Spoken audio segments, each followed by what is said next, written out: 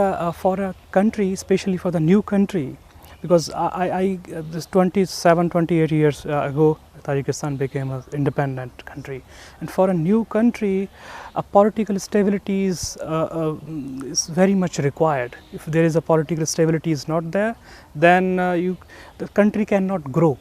So here, Mr. President Rahman, he is giving a political stability to the country, and in his leadership, I believe country is growing, and he's the leader of the nation, not only the president but leader of the nation, and I believe he will lead the country in new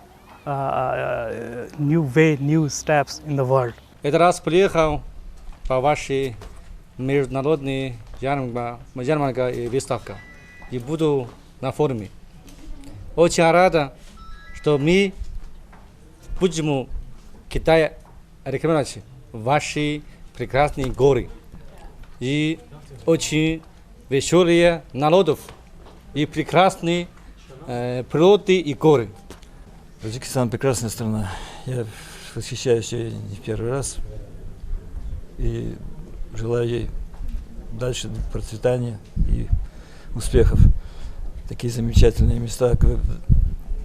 Боюсь обидеть местных жителей, но они не знают даже, каким богатством они обладают. Горы – это такое богатство, которое дается очень мало кому. Берегите это богатство, достояние свое, развивайте, и пускай у вас будет как можно больше туристов. Для этого надо еще много работать. Я много слышал о Таджикистане, но лишь приехав сюда, я убедился, что это не стереотипы, а это действительно правда. Ваша страна очень гостеприимная, и в вашей стране прекрасная природа.